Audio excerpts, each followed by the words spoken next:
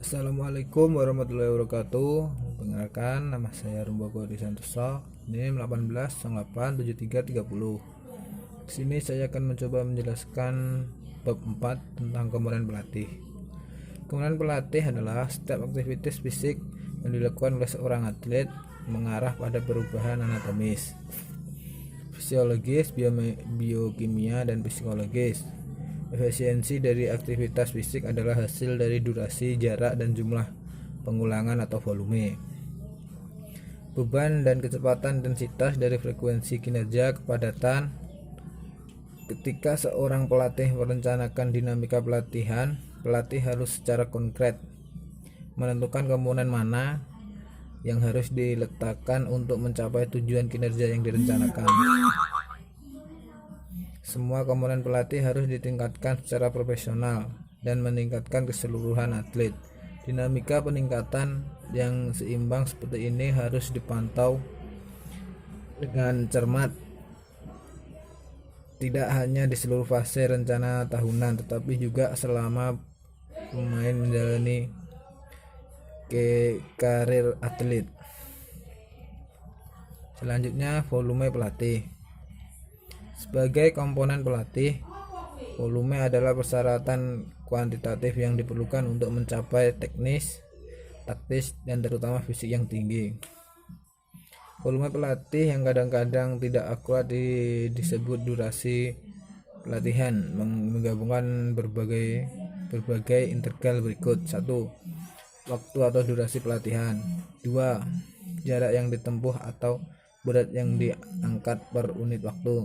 3. Jumlah pengulangan latihan atau elemen teknis yang dilakukan dalam waktu tertentu.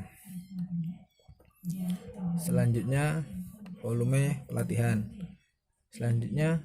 Volume pelatihan yang tinggi memiliki justifikasi fisiologi yang jelas untuk adaptasi fisiologi tidak dapat dicapai tanpa itu.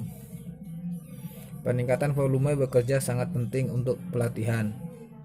Untuk setiap olahraga secara yang memiliki komponen aerobik, demikian pula peningkatan yang sama juga diperlukan untuk olahraga apapun yang membutuhkan kesempurnaan keterampilan teknis atau taktis.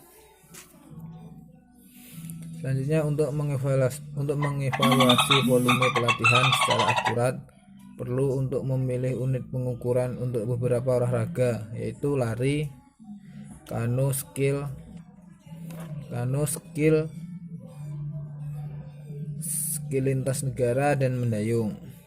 Unit yang sesuai tampaknya menjadi ruang atau jarak yang dicakup selama pelatihan. Di dalam pelatihan ada dua jenis volume yang dihitung, yaitu 1. Volume relatif, mengacu pada jumlah total waktu yang didedikasikan untuk pelatihan oleh sekelompok atlet, tim selama pelajaran pelatihan khusus atau fase pelatihan. Volume relatif jarang memiliki nilai untuk atlet individu, yang berarti bahwa sementara pelatihan mengetahui durasi total pelatihan, ia tidak memiliki informasi mengenai volume kinerja setiap atlet individu per unit waktu. 2. Volume mutlak adalah ukuran jumlah pekerja yang dilakukan oleh atlet individu per unit waktu, biasanya dinyatakan dalam menit. Dinamika volume pelatihan di seluruh fase pelatihan bervariasi sesuai dengan karakteristik olahraga dan ergogensinya. Intensitas pelatih.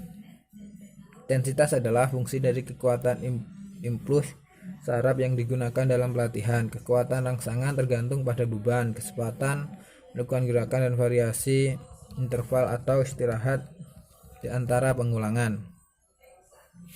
Elemen terakhir yang tak kalah penting dari intensitas adalah ketegangan psikologis yang menyertai latihan.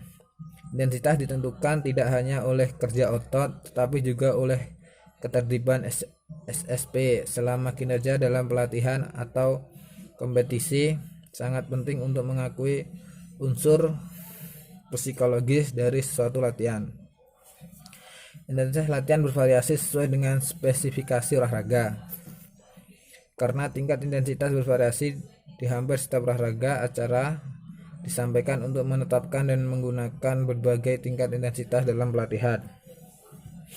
Ada beberapa metode yang tersedia untuk mengukur kekuatan rangsangan dan dengan demikian intensitas, misalnya untuk pelatihan yang dilakukan melawan hambatan atau latihan yang mengembangkan kecepatan tinggi, presentasi intensitas maksimal digunakan di mana 100% mewakili kinerja terbaik. Selanjutnya, hubungan antara volume dan intensitas. Ketika seorang atlet melakukan latihan, biasanya melibatkan komponen kuantitas dengan kualitas. Oleh karena itu, sangat sulit untuk membedakan antara mereka dalam pelatihan. Misalnya, ketika seorang perenang melakukan sprint, jarak dan durasi waktu acara tersebut mewakili ukuran komponen volume, sedangkan kecepatan kinerja merupakan indikator intensitas. Menempatkan penekanan relatif komponen-komponen ini dalam pelatihan menghasilkan efek yang berbeda pada status adaptasi dan pelatihan tubuh. Semakin tinggi intensitas dan semakin lama dipertahankan, semakin tinggi kebutuhan energi dan semakin tinggi tekanan yang diberikan pada SSP dan atlet. Selanjutnya, identitas pelatih dapat ditindak dengan beberapa cara, yaitu 1. Meningkatkan kecepatan menutupi jarak tertentu atau meningkatkan beban. 2. Meningkatkan rasio antara intensitas absolut dan relatif sehingga absolut intensitas mungkin menang. 3. Mengurangi interval istirahat antara pengulangan atau set. 4. Meningkatkan kepadatan pelatihan dan meningkatkan jumlah kompetisi. 6. Dan kompetisi. Di sisi lain, volume dapat ditingkatkan dengan 1. Memperpanjang durasi pelajaran. 2. Meningkatkan jumlah pelajaran per siklus pelatihan. 3. Memperpanjang jumlah pengulangan jarak dan yang diberikan. 4. Dengan meningkatkan jarak dan yang dicakup dalam setiap pengulangan pelatihan. Selanjutnya, hubungan antara volume dan adaptasi.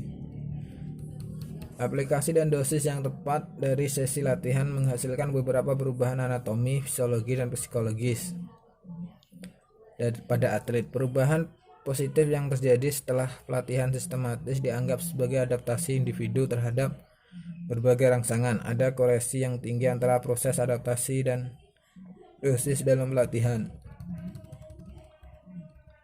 Proses adaptasi yang memadai untuk pelatihan dan kompetisi memfasilitasi peningkatan tingkat pelatihan atlet, memuncak yang benar dan meningkatkan kapasitas fisik dan psikologis atlet. Efek dari dosis standar dan stimulus berkurang setelah beberapa saat menghasilkan kinerja yang sederhana. Oleh karena itu, dosis eksternal harus ditingkatkan secara berkala seperti yang disarankan oleh prinsip-prinsip progresif beban dalam pelatihan. Selanjutnya, jika stimulus berkurang, efek pelatihan berkurang sehingga menghasilkan fase involusi. Manfaat pelatih juga dapat dikurangi jika gangguan pelatih terlalu lama. Sebagai contoh, jika fase transisi terlalu lama atau jika itu terdiri sepenuhnya dan pasif sebagai lawan dari istirahat aktif. Baiklah, itu pemahaman saya tentang bab 4. Sekian, terima kasih.